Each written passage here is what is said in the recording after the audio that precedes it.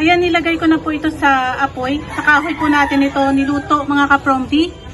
So kung familiar kayo doon sa kutsinta na may toppings na parang yema, ganyan po mamaya yung kanyang kalalabasan. Antayin lang natin yung 3 hours. Hayaan ko lang dyan kasi tuloy-tuloy lang din naman yung apoy. Kuluan na po. Kuluan na mga kapromdi. After 2 hours, antay pa tayo na 1 oras. Ayan po mga kapromdi, magbe-breakfast tayo ngayong umaga. At ito na yung ginawa ko kahapon. Nilaga natin siya ng 3 oras. Masarap ito ipalaman sa tinapay. At ito yung toppings doon sa kutsinta na binibili natin sa labas. Ito yung toppings nila.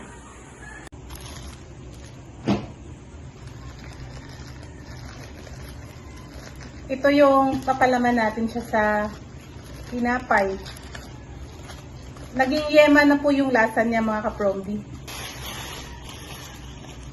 Yan. 2 tong ginawa ko, yan. So, ito po ay condensed milk na pinakuluan natin ng 3 oras. At ngayon, after 3 hours, ito na siya, oh. Sobrang ano niya na. Sobrang creamy niya na. Sarap nito ipalaman nga sa tinapay. Pero syempre, dahan-dahan lang mga kapromdi kasi matamis din siya. Matamis na malinamnam.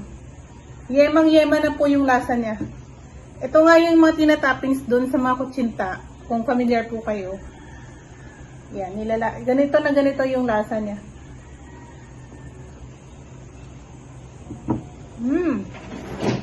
Harap.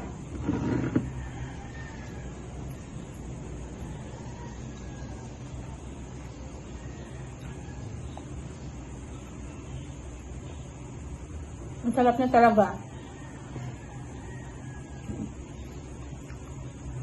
Kahit ano pong condensed milk. Basta pakuluan siya ng 3 oras. Ito na yung kalalabasan.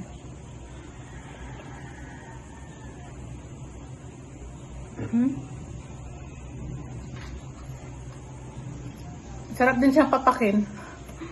Nakaka-addict po.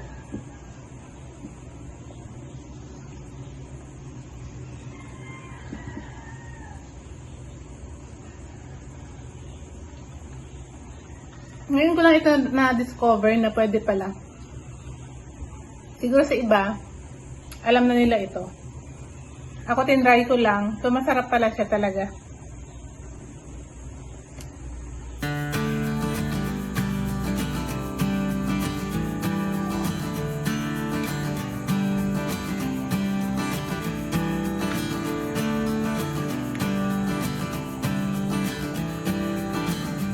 Share ko lang po ito sa inyo.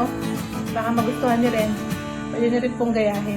Hello po mga kapromdi! Magandang araw sa lahat. Tara, samahan niyo ako ngayon at magluluto tayo ng mac and cheese para may merienda po tayo mga kapromdi. Tara na po!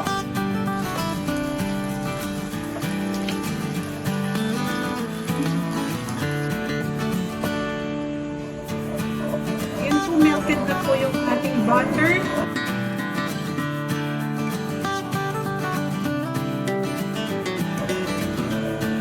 Melted na po yung butter natin mga kapromdi. Isunod natin itong 1 latang ibak or yung 360 ml na ibak milk.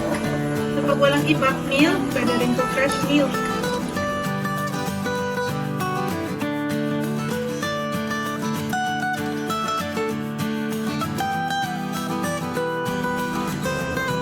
Itaghalo ko na po yung ibak milk mga kapromdi at butter. At ilagay natin itong melted cheese. Ayan po.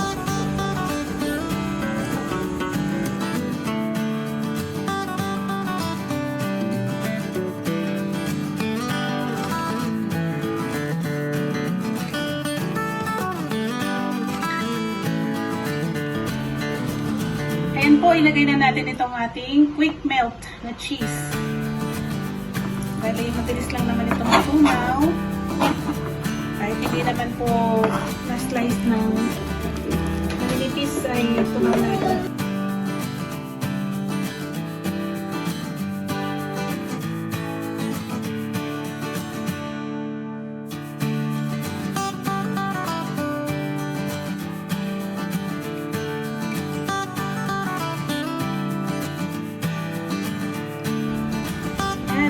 ay garlic salt mga kapromdi. Naghalo na.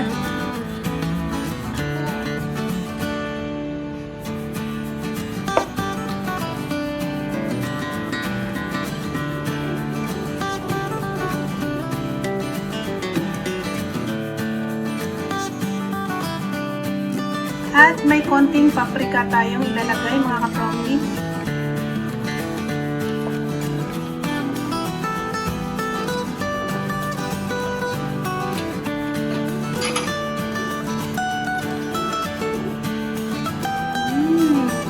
Ito na yung cheesy na amoy. At black pepper.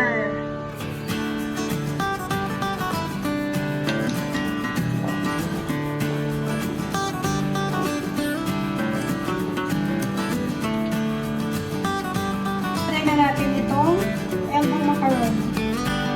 Dahan lang. May mapakarami itong macaron dito.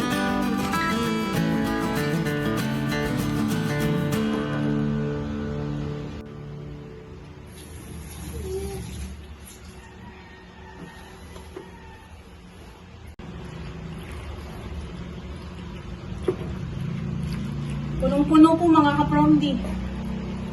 Namimigay din po tayo kasi hindi rin natin kaya ubusin to. Kaya dinamihan ko po talaga.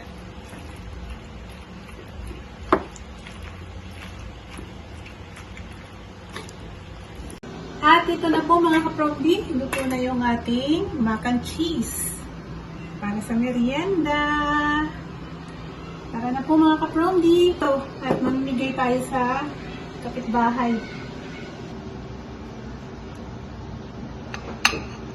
Ayan po. Kain tayo mga kapromdi. Ang ating niluto na mac and cheese. Sobrang cheesy.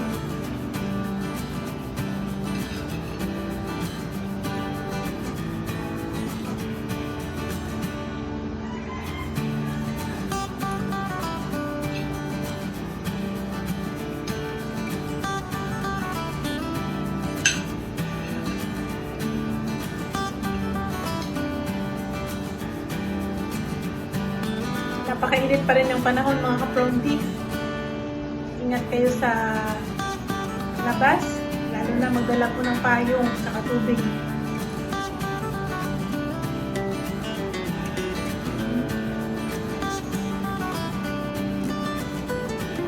Cheese na cheese yung lasa.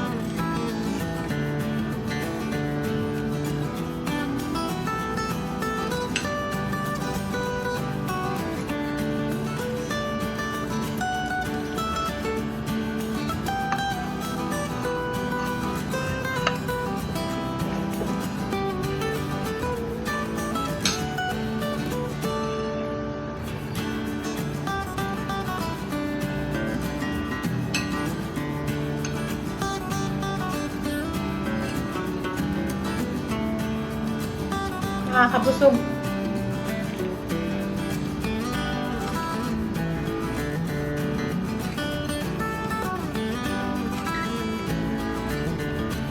Parang ayaw mo tantanan talaga kasi ang sarap.